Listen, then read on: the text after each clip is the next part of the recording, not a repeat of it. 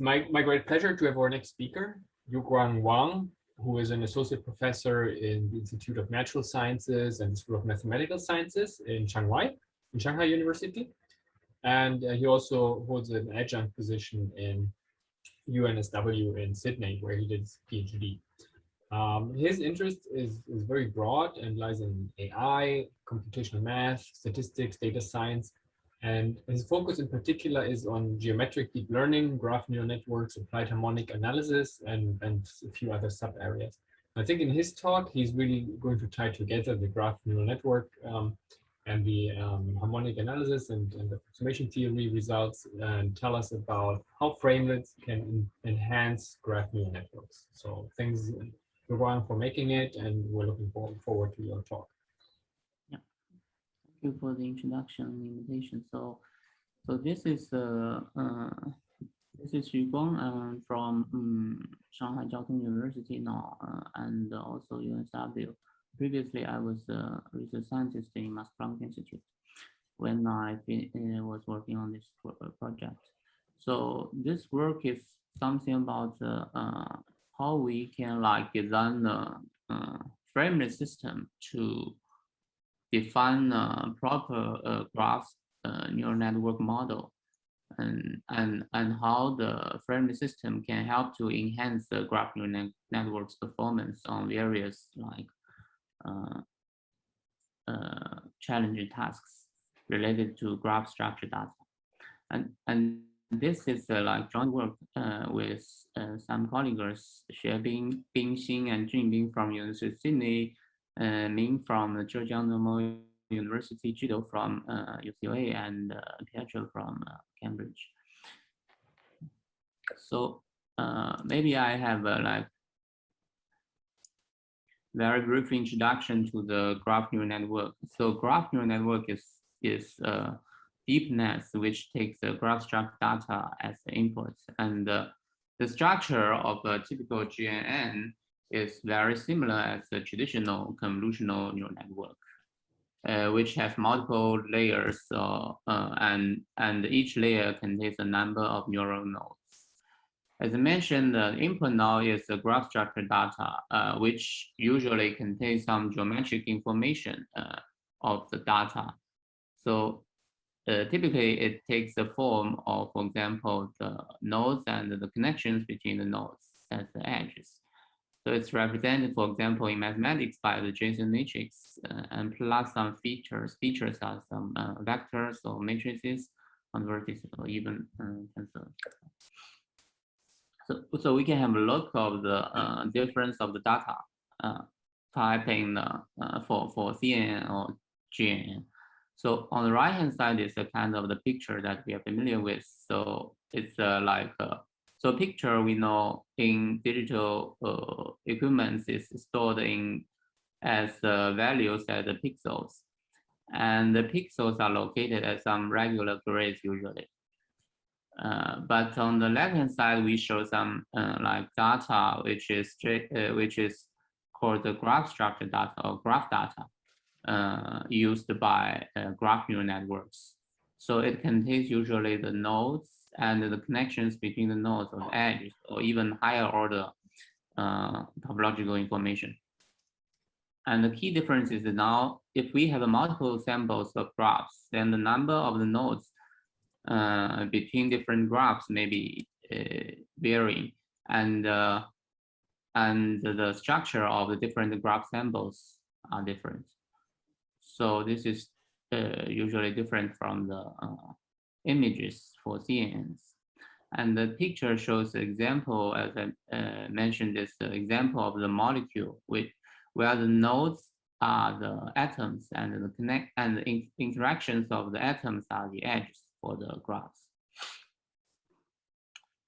There are many actually applications of graph neural networks. For example, it can be used to for predicting the node properties, in node classification task, or drug repurposing problems using knowledge graph or recommender systems like in e-commerce. So in common, there are there are only one big graph. And the GNN can use some labeled nodes to infer and the graph edge to infer the missing labels. So as we can see in the left-hand side picture is like the, for example, social network where the users are considered as the nodes. And the connections between users are, or the relationship between the users are defined as the edges.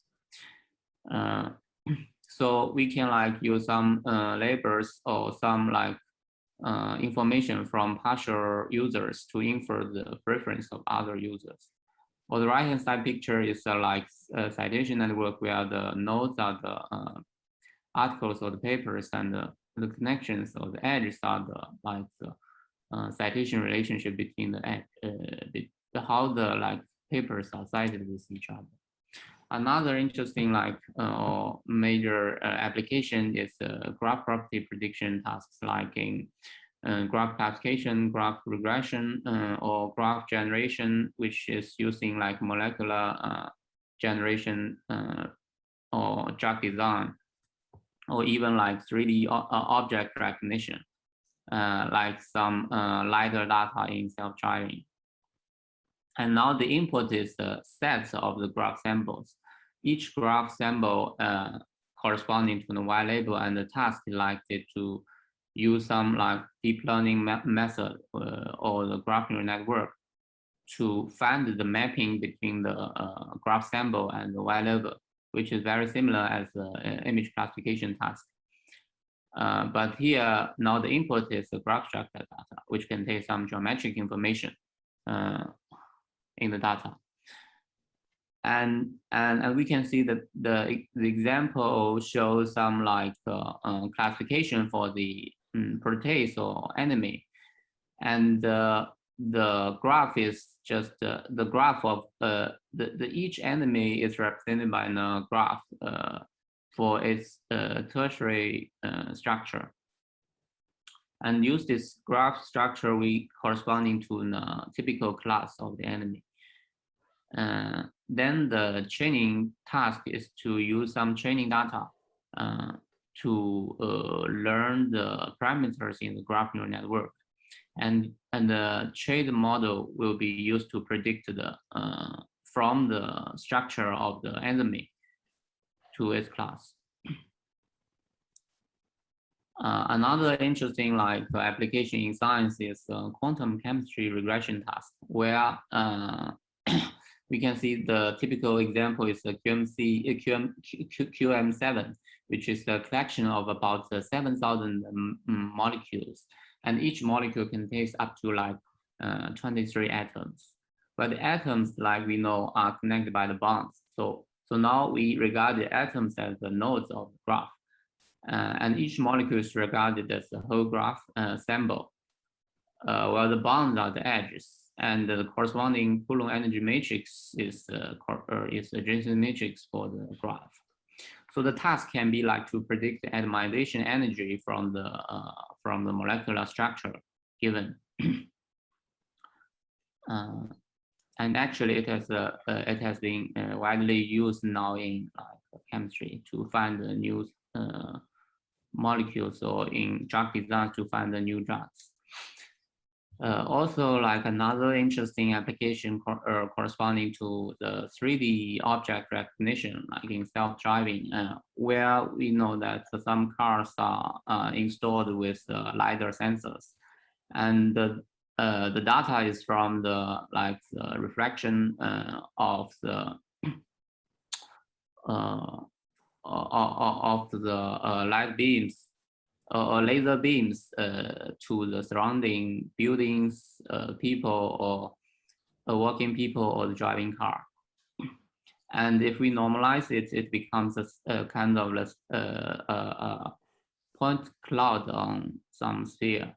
So the challenging problem is to use this point clouds on some manifold to infer the geometric shape or what the surrounding things would be. And and GNN can help to like provide an efficient tool to solve this challenge. So so here I want to like introduce a key ingredient like makes the graph neural network work. Here I want to just introduce in the general format of called the graph convolution, which makes the major like computational unit for the graph neural net model. And the form is motivated by the traditional Fourier convolution, where the two signals on the graph, two signals in the L2 space on the graph, G and F, is convoluted by this formula, where this U is some transform or can be understood as a some transform or matrix sometimes, where U transpose times G, and this is a Hadamard product with U transpose for another signal F. And then, so this is usually in the like transformed space or frequency domain. And then we apply the inverse to take it back to the time domain. So this becomes a very similar architecture as we designed for the Fourier convolution traditionally. But now the U are some like basis or the or some suitable like representation for the graph structure or the graph data or graph space. It actually turns out to have a very similar role as a traditional convolution in GNN. But the key here is that we try to preserve the structural information of the graph data. And another like format is called the neural message passing. But here I will mainly focus on this format, the spectral graph convolution. In our work, we try to design the convolution by using some framelet system. Framelet system is very similar multi-scale representation system to the traditional wavelets, but on the graph, it's not easy to like find the fully orthogonal wavelet system with good properties similar to the wavelets in RD. So we try to consider a framelet in the graph. And the corresponding convolution is defined similar as spectral graph convolution as I mentioned. Now the difference is that suppose we have a feature, right? Suppose we have a graph G and with n nodes. Now we have a graph feature which is a collection of the vectors on each node. So if we have n node, then we have the feature with the size, it's a matrix with the size m by d, where d is the number of the features or the feature dimension. Then the transpose will be some wavelet transpose, framelet transform for the compressed x prime, then multiplied by the network filter theta, where theta has the same dimension as the framelet coefficients. And then we do the inverse to turn it back to the time domain by the inverse transpose V. The final output will be activated from by some ReLU function. So here the transpose framelet transformed feature is called the framelet coefficient matrix, where x prime now is some like x times w, where w is some like trainable weights in the network. So here are actually two parameters to be trained, w and theta. W is the usual one for the Folic net or for the linear layer, and the theta is the key parameter for the convolution.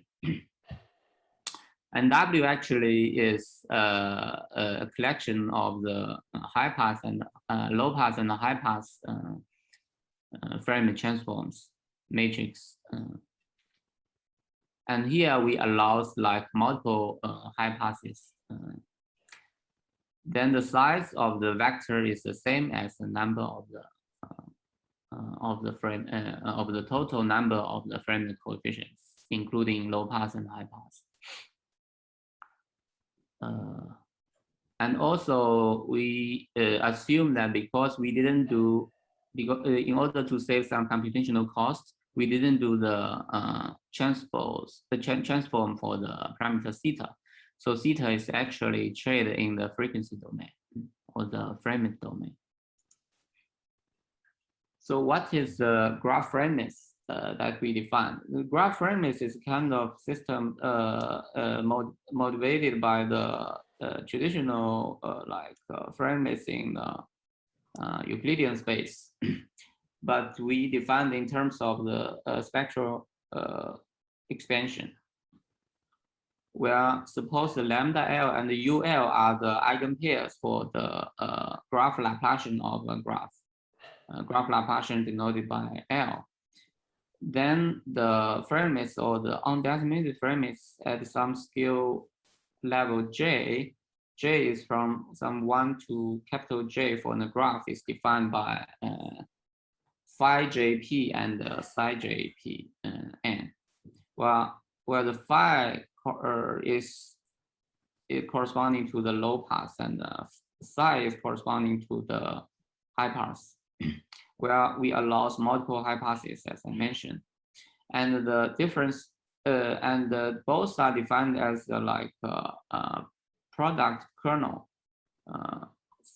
from the filtered product kernel of the eigenvectors UL, evaluated at some node V and translated at some node P. Well, P and V are both nodes in the graph. And the difference between the low pass and the high pass are the filters. Well, how to design a good filter is the key part. Here, the low pass is filtered by the scaling, which we call the scaling function, alpha hat. And beta n is the high pass scaling function. And the coefficients are just the projection of the signals onto the corresponding framelets, low or high. Here, the 2 to j are the usual dilation factor, and the dilation base is taken as 2. So the j indicates the level of the scale. So this then forms a very similar system as the usual wavelets. So here the picture shows on the top is a filter bank. So which means it's a collection of the alpha and 2 high passes, beta 1 and beta 2. Where the green one, the blue curve shows low pass, which supported from 0 to some constant. And the high pass are the orange and the yellow ones. And this is for different settings. And then the below picture shows a real example for traffic network in Minnesota. The A is the original network, where the B to F are the corresponding framelet coefficients. B is the low pass at the level 0 at the lowest level, and the C to F are the high pass in the high levels.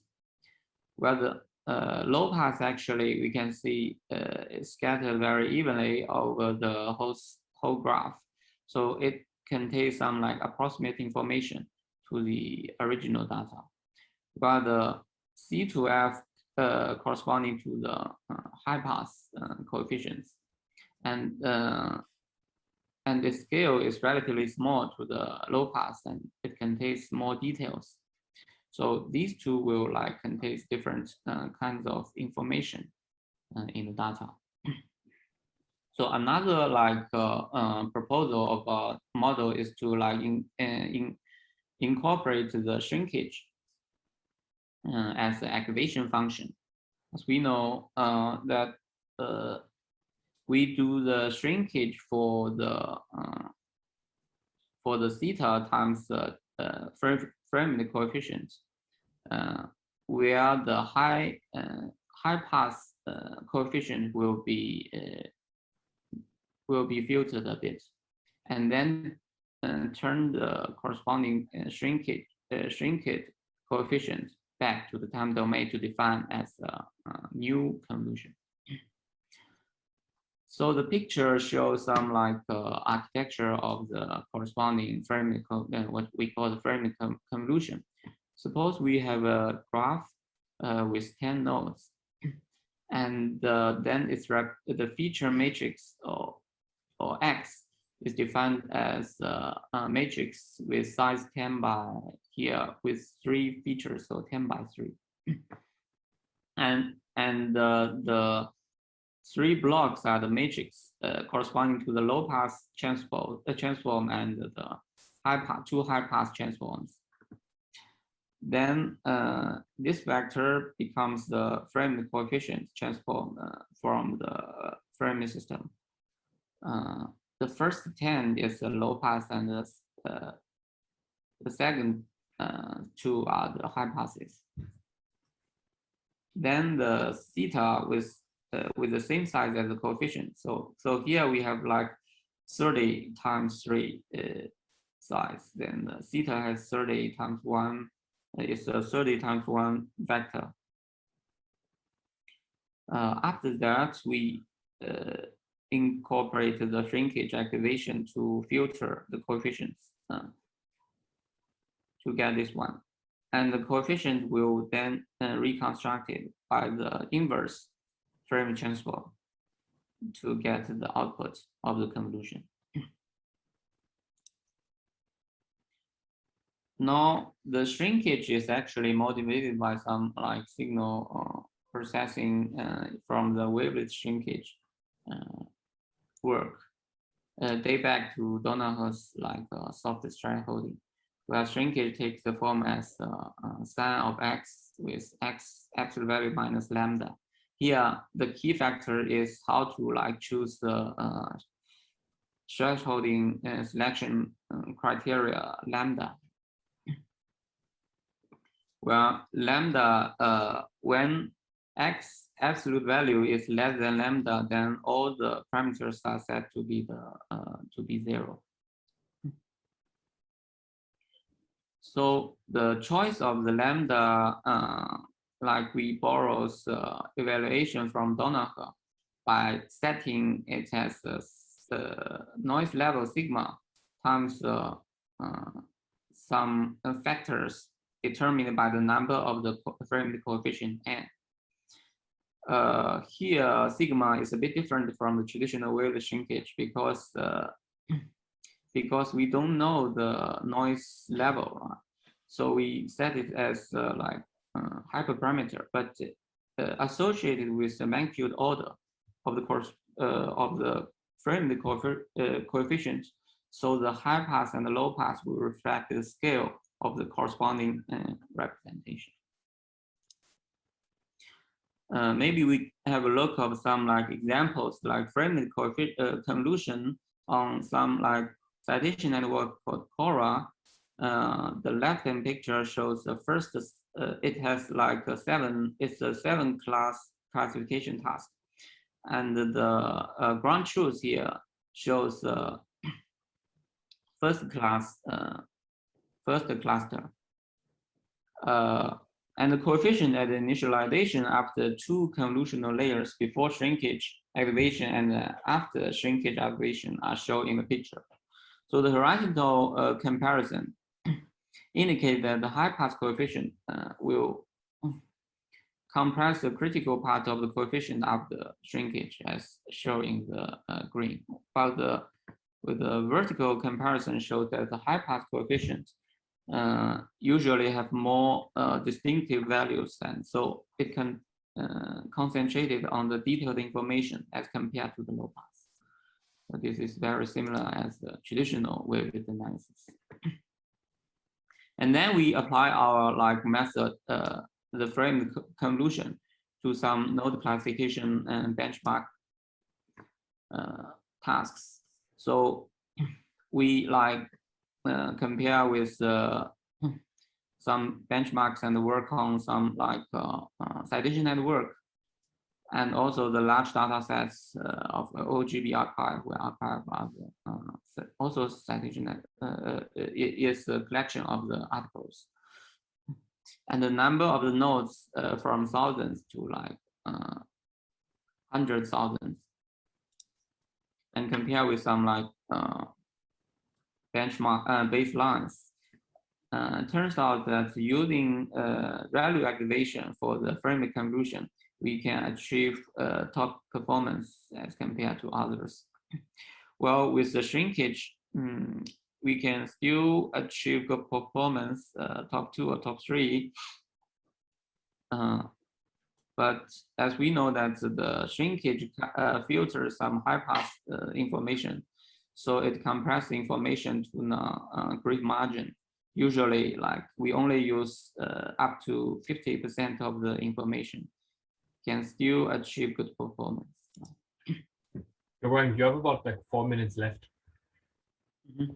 Okay, thank you. Maybe another like key aspect of using like Fermi system for the graph convolution is that it can like enhance the performance in reducing the noise in the data. So in the left-hand side picture, we in the two pictures we add noise to the nodes or to the edges by like setting randomly the features from 0, 1 to its opposite.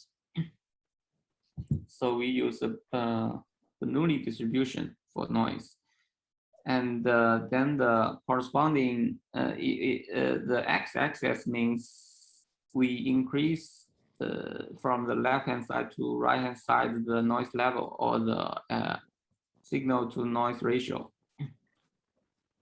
As we observe that as the SNR increases, the convolution by framelets behave well ahead of other two typical convolutional networks like GCN and graph attention network with higher test accuracy but much smaller variance. So it illustrates the effectiveness of using the shrinkage framelet convolution can help to like reduce the noise in both node or structure for the graph data.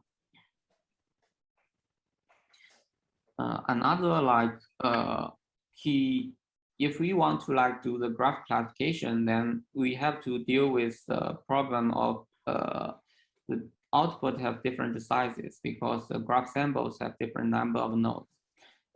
So one way to solve that is use the graph pooling. It's a like computational strategy to reduce the number of the graph nodes while preserve as much as geometric information of the original graph data.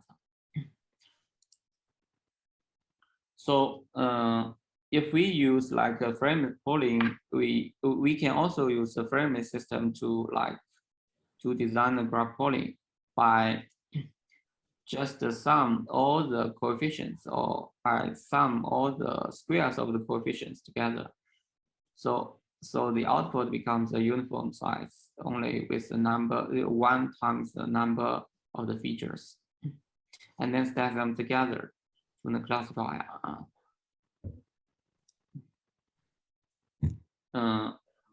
Because if we take the square of the coefficient by Pascal identity for the Fermi system, then the total information or the total L2 norm of the pooled feature is equal to the original input feature. So the total information will not be lost anymore. And we compare, we test framelet pooling for different like graph classification tasks, including small size, medium size, and large size tasks for different kind of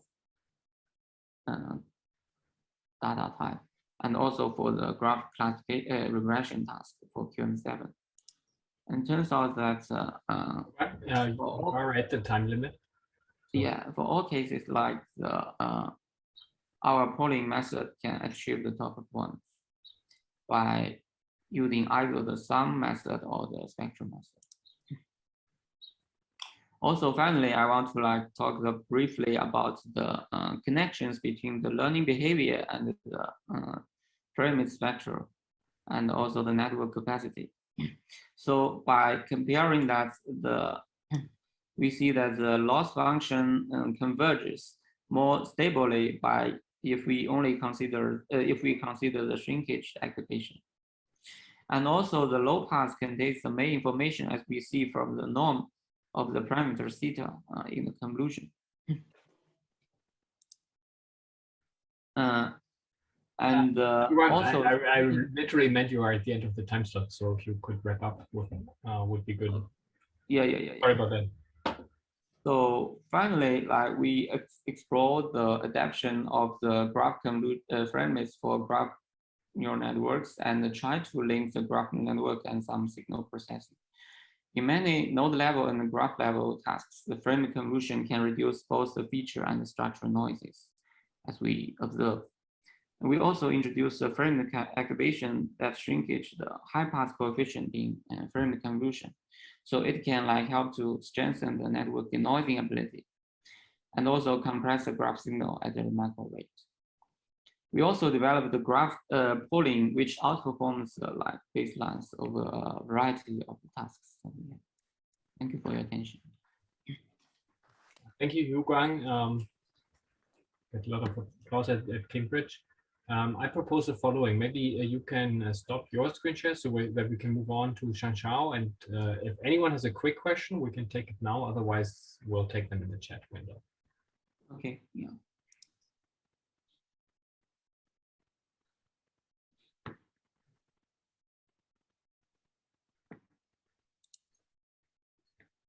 All right. Can you hear me and see my screen as well? Yes, it looks great. Questions for Yuguang, I would ask him in the chat window, and we can move on with our session to our next speaker, who is Shanghai Li. It's my great pleasure to have him here. He's an assistant professor in the math department at National University of Singapore. He graduated actually with a BA in math from the University of Cambridge, so it's almost like a homecoming for him. And then he got his PhD in Princeton. And his research interests include especially the interplay of machine learning and dynamic systems, stochastic gradient algorithms, and many related things. So today he's going to talk about approximation theory for machine learning for and with dynamic systems, my guess would be. So with that, take it away, Shanshan. All right, thank you, Lars, for the nice introduction and for inviting me to give a talk at this conference. It's very nice to give a talk here. Of course, it would be better if we can visit CMS again. So today I'm going to talk about some recent work I've done with my collaborators on the interplay of machine learning and dynamical systems. Now, I'll focus most of my talk on approximation theory, but as you can see, for example, from the first talk by Rama today, that this connection actually goes way beyond approximation theory into generalization and optimization. So today I'll mostly be talking about approximation. So to describe first some ways to roughly classify these connections, one observation I just want to make is that if you think about it, a lot of this modern innovations in deep learning really has a dynamical flavor to it. This, you can think of it as coming from roughly three categories. The first one is the models, right? So we have a deep neural network model where it is stacking many layers of this shallow neural network layers together. And through composition, you can think of it as some discrete form of dynamics. And of course, you can take the continuum limit of that. You arrive from an input to an output. And through this composition or dynamics, you can build complexity. Of course, in the recurrent network arena, this is even more pronounced, where you basically iterate the recurrent neural network over and over again, theoretically indefinitely, to produce a sequence. So on these models, there's a lot of compositional and dynamical structures. Now, in the data as well, we're seeing a lot of applications of deep learning to scientific problems involving time series. So we are starting to go beyond, let's say, natural language processing and video analysis into probably using deep learning or machine learning to resolve some scientific problems involving computational chemistry, etc. And you see a very interesting interaction of this deep or dynamical structures in the model, as well as this data, which are also dynamical in nature, right? So this poses a lot of interesting mathematical questions and how they interact. And finally, when you think about learning, there's usually some training algorithm, and the prevalent algorithms take the form of stochastic gradient algorithms and their variants. And if you think about it, this is like a dynamical system, a noisy one in parameter space, right? So there's also a lot of interesting analysis on what you can do to try to understand how this training algorithm behave. So a lot of these new questions really arise from an interplay of compositional or dynamical structures present in machine learning. So if you want to roughly categorize these interactions, here's a rough way to categorize them. The first one is machine learning via dynamical systems. So this is where we use tools from dynamical systems or differential equations control to try to understand certain aspects of deep learning, machine learning or deep learning. So for example, like dynamical formulation of deep learning, continual limit of residual networks that we heard before, and also dynamical analysis of learning algorithms, right? And of course, numerical analysis and how it corresponds to architecture design. So this is using tools from dynamics to understand machine learning or deep learning. Now, second category interactions is machine learning for dynamical systems. This is where when we are trying to study dynamical systems in a data-driven way, there's often some interactions between what kind of models we use and what kind of dynamical data we deal with. Right? For example, time series forecasting. What is the best way to forecast time series? Let's say using recurrent neural networks. And how does the behavior of approximation optimization of this neural network correspond or depend on the structure of the data? So this is where you use machine learning to resolve some problems involving dynamical systems. And the last one is we call it machine learning of dynamical systems. You can think of it as very similar to the second one, except that here the goal is really to learn an underlying dynamical system. Like you want to recover some dynamical system, a representation of it through observational trajectories, or you want to learn a reduced order model of a particular dynamics you observe, which finds a lot of applications in science and engineering. So today's talk, I'll mostly focus on this first two categories of interactions, and in particular, what kind of mathematical questions may be of interest.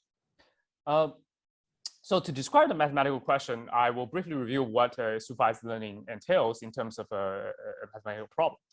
So essentially, supervised learning is about how to make predictions, right? So you have a data set consisting of inputs and outputs, and you have some target function that's unknown to you that maps these inputs to outputs. Okay, in the simplest case, this is just a deterministic function. And for example, the inputs can be pictures of cats and dogs, and the outputs will be the labels, cat or dog, or the vectorized representation. And this unknown function f star is the thing that always, in some sense, an oracle that assigns the correct label to each of the inputs.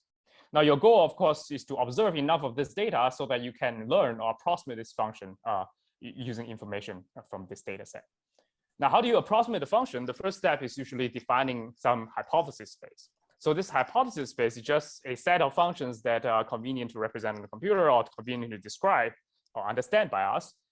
For example, in the linear models for regression classification, this set of hypothesis space is just a set of linear combinations of some fixed basis functions. Okay, and shallow neural network, you can think of it as some nonlinear generalization of this, is where it's still a linear combination of basis functions, except this basis functions take the form of the familiar affine transformation followed by nonlinear activation. And what's different really between them is that these basis functions are a priori not fixed. You adapt them to data. So the training parameters also includes the parameters in these basis functions or building blocks. Okay. And of course, deep neural network is special in that instead of making some linear combinations of some simple basis functions, it really builds its complexity through composing many of these transformations together. Okay.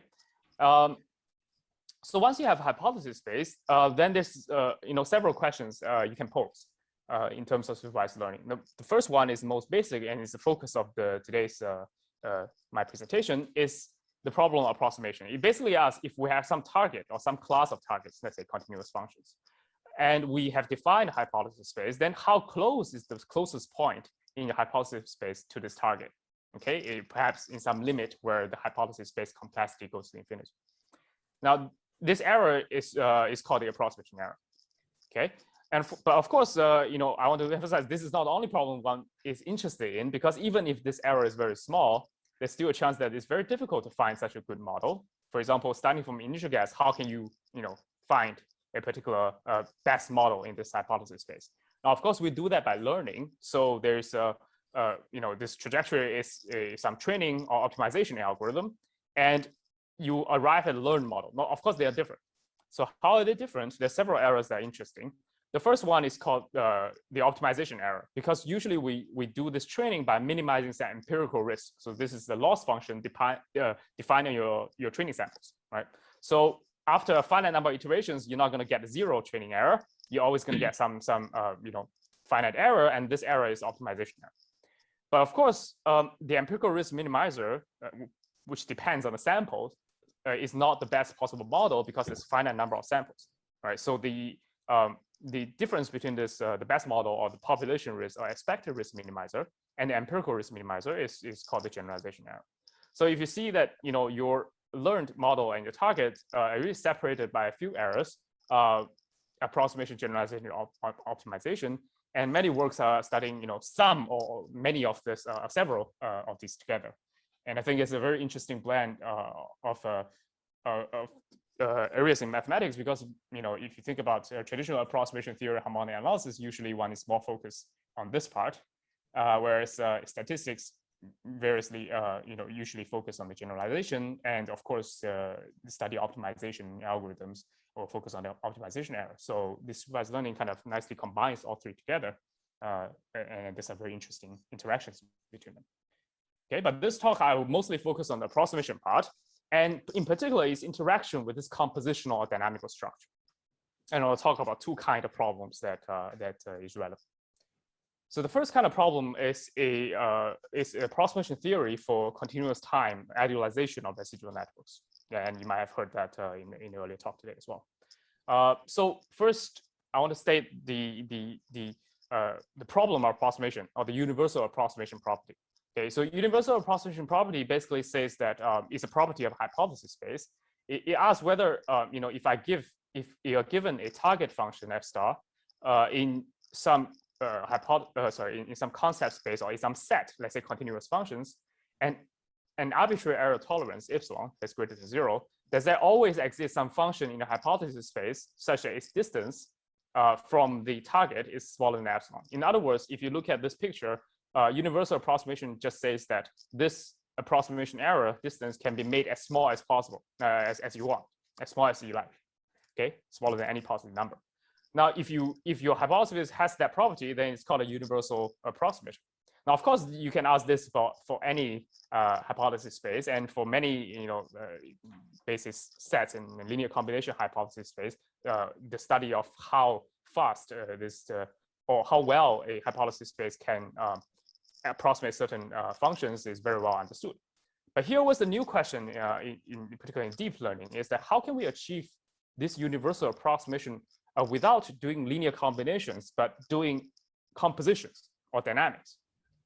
Okay, and that is in some sense a more novel mathematical question.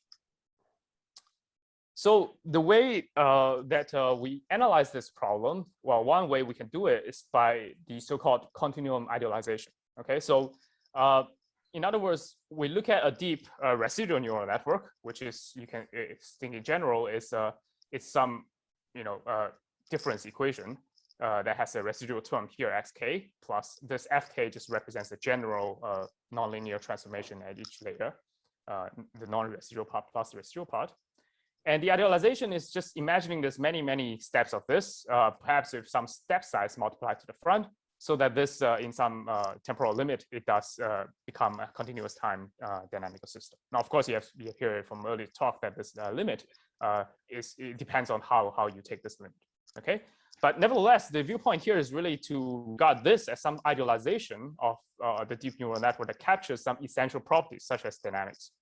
And our goal is to analyze in this idealized continuous dynamical systems idealization of the residual network. What can we say about its approximation properties?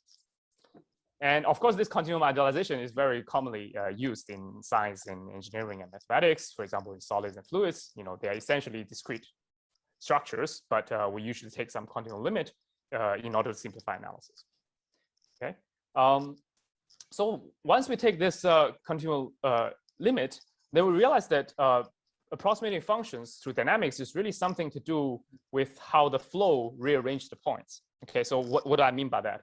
So here, this is a two-class classification problem. It's different colors. Depends on different class. So clearly, this function, this problem is not linearly separable. That means I cannot draw a line that separates these two points.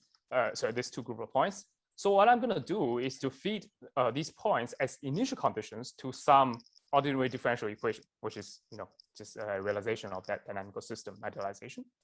And we're going to evolve these for a set period of time, and then we can see what happens.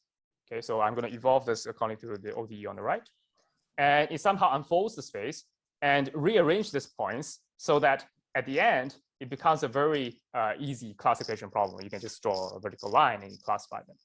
Okay, so of course this is a rather contrived example, but it shows you that how dynamics or composition can help you approximate function is you can think of it as a way to modify the domain progressively through a flow or flow map, so that at the end of that flow, you arrive with a much easier function to approximate.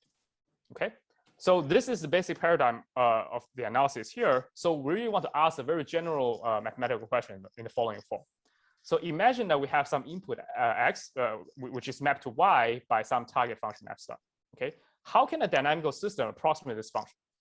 You can think of it as how does a very, very deep residual net approximate this function? You can think of it as having two parts. The first part is a flow. Okay, so this is your deep residual networks continuum idealization, which takes its initial condition as that point x. Okay, and it feeds into a dynamics for some period of time t to get a final condition xt. So you can think of this as unfolded configuration of the points. And then you apply a very simple function g to the end to arrive at output. Okay, and the goal is of course to choose this parameter theta t or choose the function g so that this composite function is very similar to this f star. Okay, so to here it will be good to define two families of functions. The first family of function we can call a transformational family. It just means that the family of possible flow maps or transformation maps induced by this dynamical system. So we can write this in an even more, a cleaner abstract way, which is we have an ODE x dot t, whose forcing term, or the right hand side, whose vector field is obtained from some set of functions f.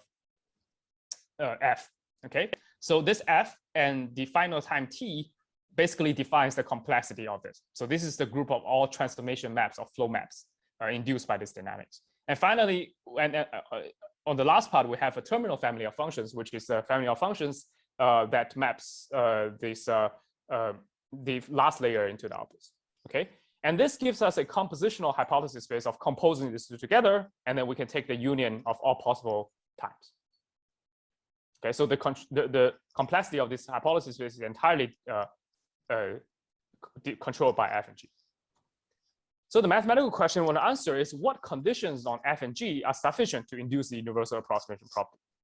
Okay, so here we don't really assume f and g has anything to do with neural networks. It can be very general dynamical systems, and this is really a question about dynamical systems. So what sufficient conditions are there on this controlled dynamics so that it can represent any function through its flow map?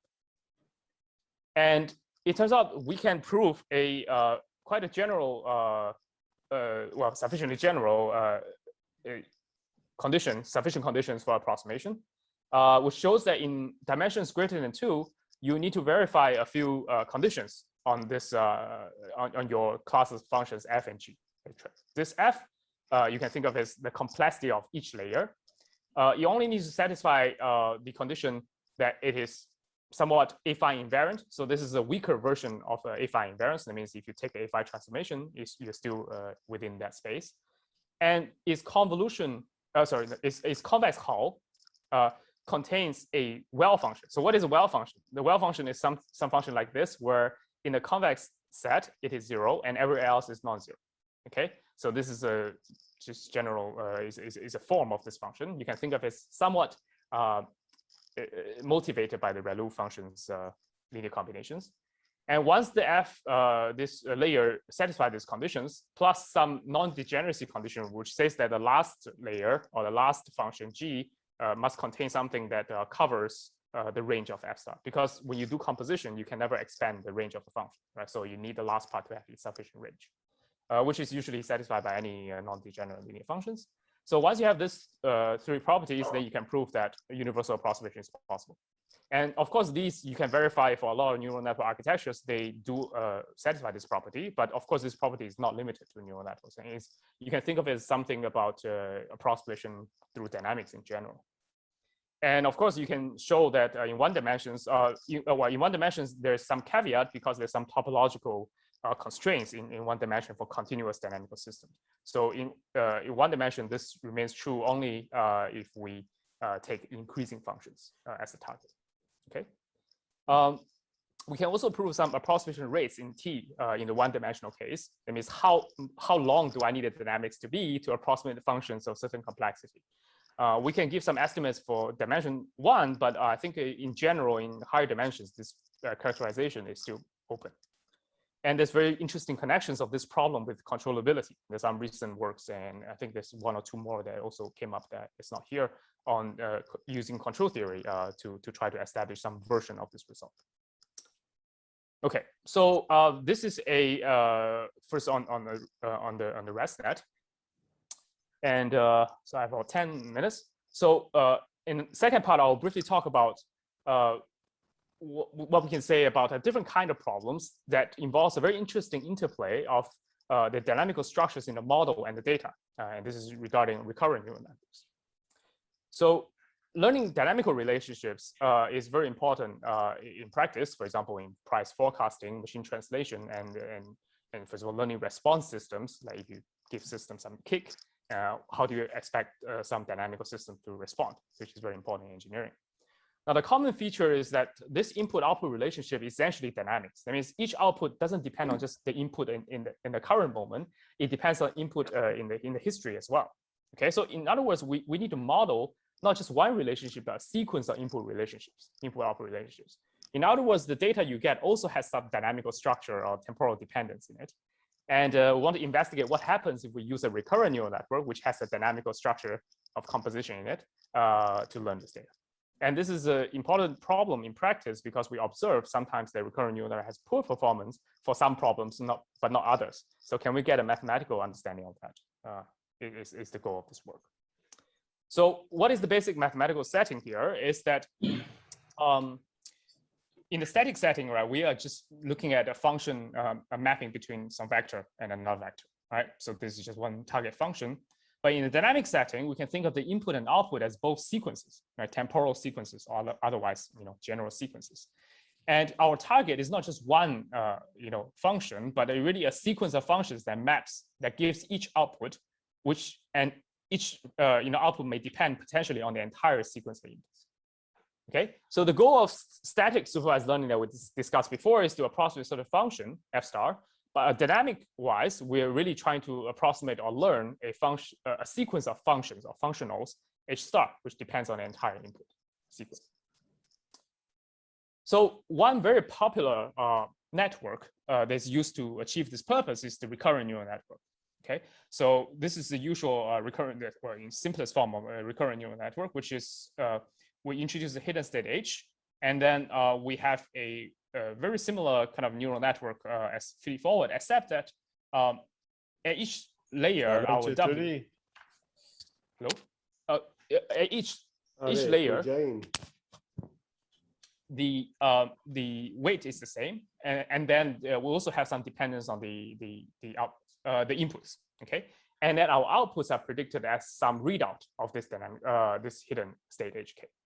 Okay, so if you look at the graph here, the H hidden state will evolve in time, and the input sequence will be inputs to this dynamics or forcing to this dynamics, and the output will be readout, some linear or nonlinear readout of this state. And so you have about 5 minutes. Okay, so the RNN parameterizes the sequence of functions together, right? So it's not just one function, and it's really a sequence of functions because each output actually depends on the entire history of the inputs through these hidden states.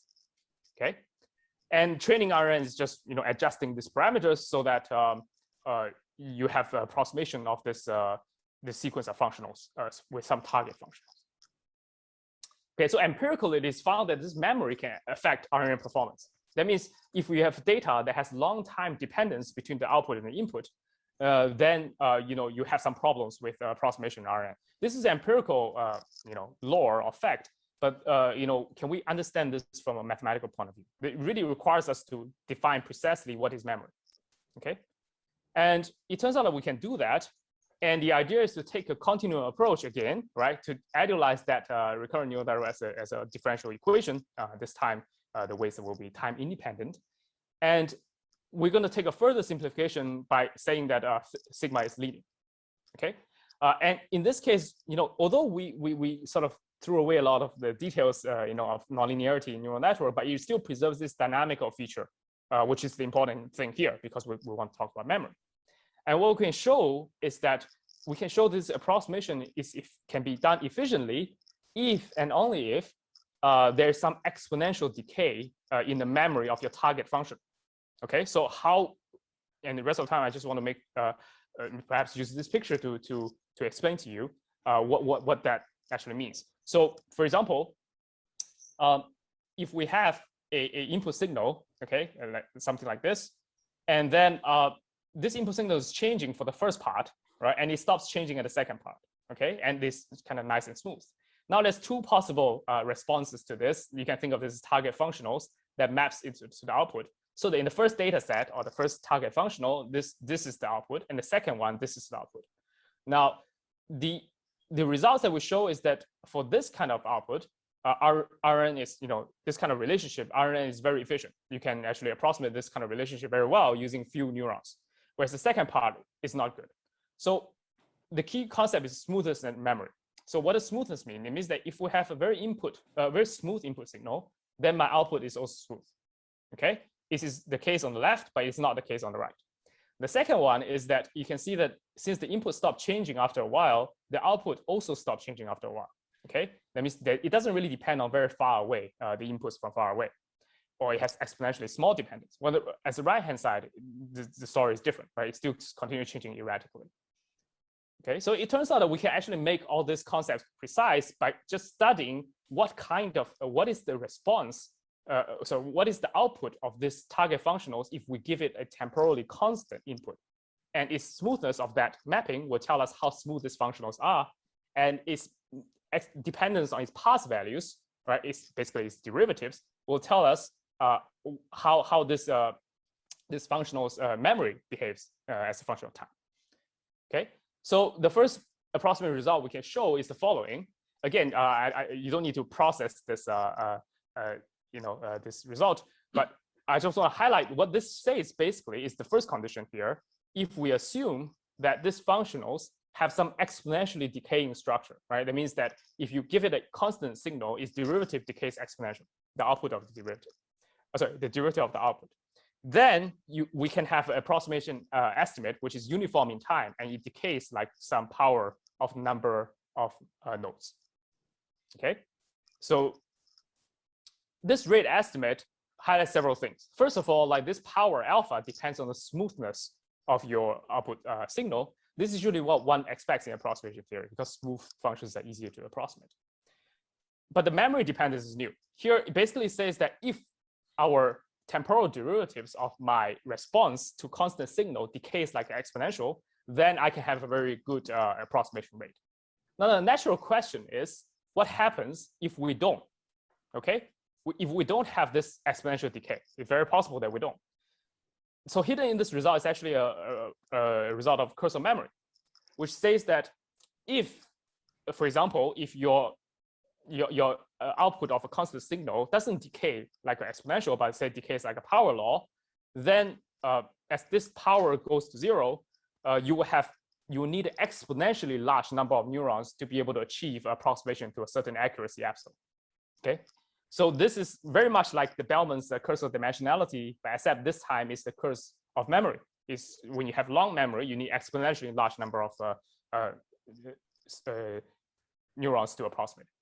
Okay, and in fact, you can make this precise by a converse result, which I will not talk too much about, which says that if you can approximate some functions using functionals using recurrent neural networks uniformly, then that functionals must have some decay structure. Okay, so it's an inverse approximation theorem. And you can, in those of you who are familiar with the approximation theory, will see that the first kind of direct theorem is the Jackson type, and the second type is the Bernstein type. Okay, and the lesson here is really there's a curse of memory approximation, and this is really not about exploding vanishing gradients in optimization, as investigated by very nice papers previously, but this is really about the architecture itself and its approximation properties. So we can also extend this analysis very similar, setting to the convolutional case and obtain some results. So I will not have time to talk about it, but we have some paper this year on how to extend this analysis to really tell the difference between different types of temporal architectures and how they affect approximation properties. Okay, so I'll end here with a quick summary. Is that in the first part, we talk about the flow map approximation, which you can think of as using a dynamical Simpson's flow, this flow group on the flow map to approximate functions from X to Y. The second part in recurrent neural network, you can think of it as using a forced dynamical system. So it's a dynamical system with external forcing and readout to approximate a sequence to sequence relationship. So this is really two natural ways how you would use a dynamical system to represent functions or functionals. Now, there's many generalizations of the previous results, some of which we're working on. For example, how do you build in symmetry, like the graph neural network features into this compositional and dynamical approximation? How do you extend this linear theory to nonlinear cases? And how do you understand more architectures? Okay, so there's many interesting future questions to be answered. So these are some references that are relevant to what I've discussed today, and I'm happy to take some questions. Yeah, perfect. Thank you so much, Chantal, for this excellent talk. A lot of applause in Cambridge, some from here as well. I would first want to make a quick announcement. So I dropped a small message in the chat window. The next 2 hours are reserved, I think, for lunch, at least for the Cambridge people, and poster sessions, which will be held virtually on GatherTown. So there is a link here, which you should have received in your welcome package, and also a password to join. And I really highly recommend, I'm looking forward to joining the session after a quick break, because that's also an opportunity probably to talk with other participants wherever they are at. If you haven't used GatherTown, it's a lot of fun. So I hope to see you there, and hopefully also to see people visit all the posters. So thanks for the poster presenters for that. We are at the time limit, so if there are quick questions for Chantal, we can ask him now. If people need to leave, they can leave. There's one question by Franca in the chat window. Can you comment on where assumption 3 around page 11 comes from? Is it related to the ReLU activation function? Right. Okay. So I think it's this assumption, right? So yeah, this is the key assumption in the result with one sufficient condition.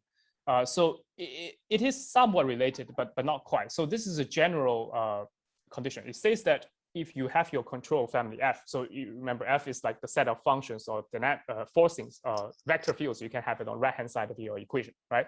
So we need the convex hull of this, or the closure of the convex hull of these functions to include a type of function like the right-hand side. Okay, so this includes you can think of as the average of 2 ReLU functions, but of course it's not limited to that. The only thing that we care about for this function is the 2 properties. One, on a convex set, it is 0. Okay, and outside of this, the closure of this convex set is non-zero. Okay, so what is the purpose of this function is that this allows us to build very general rearrangement dynamics. Because if my point is actually inside this well, which is 0, it's not going to move, right? And if it's outside as well, it's going to move with certain rate. Now, if we can have some sort of affine invariance, very weak affine invariance, we can try to move this well around or combine them with other of these wells to make sure that we can move points, sufficiently well throughout the entire space. It turns out this is actually sufficient to achieve approximation. Okay, so it is, you can think of it as, it's satisfied by some linear combinations of ReLU functions, but of course it includes other functions as well, because we only need the closure of the convex hull to have that function. So almost, many architectures you can think of, or even something that doesn't resemble a neural network at all, contains such a function in this convex closure of the convex hull. So this closure is in the usual, compact convergence topology.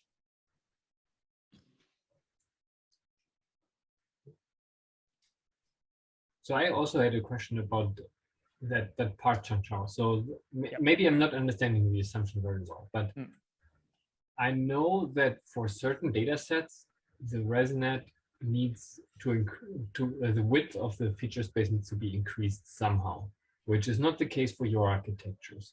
So for example, if we have a well-posed neural ODE in the end, then say if you have your two classes arranged in concentric circles, so a few points in the inside and a few points in the outside, are not really classifiable unless you change the dimension. So yeah, is it reflected?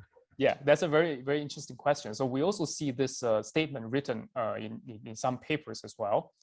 Here, basically, I want to make a important distinction, I think, between approximation and representation. So it is true that a continuous time dynamical system always gives you a homomorphic map, right? The flow map is a continuous, bicontinuous, map, right? Invertible, bicontinuous. So of course, this map cannot represent any map that doesn't have that regularity property. And all those examples are precisely those maps that cannot have that such regularity property. But it does not preclude the fact that this is actually dense in a bigger space, because we only need to approximate it in some LP sense, let's say. So here we just need to show that these homomorphic functions, right, or these homomorphisms can actually approximate the functions that are not bicontinuous. And in this case, this is actually known. There is some previous work using optimal transport theory, and in particular this polar factorization, to prove that these homomorphisms indeed can be dense in the space of a bigger space, or a weaker structure. So those counterexamples really on representation. They do not say anything about approximation. Okay, yeah, got it. That makes a lot of sense. I mean, thanks for clarifying that. So I would really, as a chair, try to conclude the morning session now.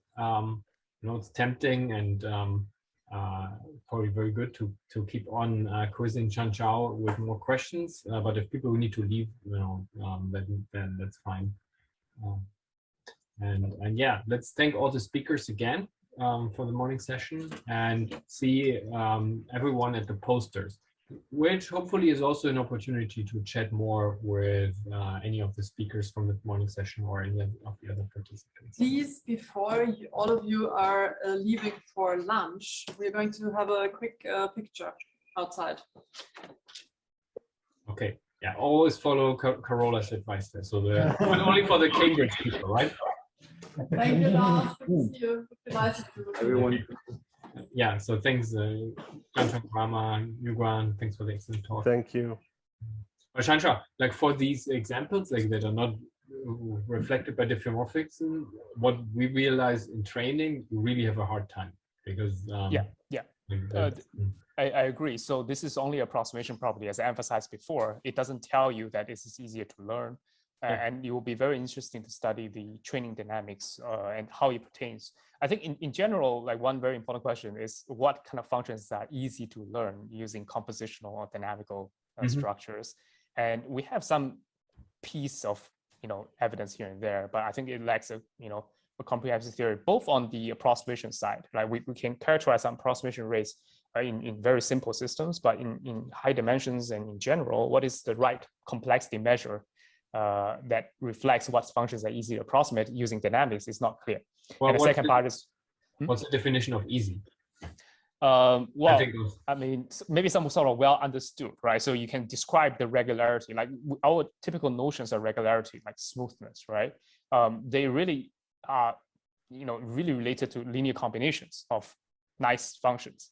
And that's, these traditional Fourier analysis tells us that, but we don't really have a good intuition of what functions are very easy to approximate under dynamics or composition.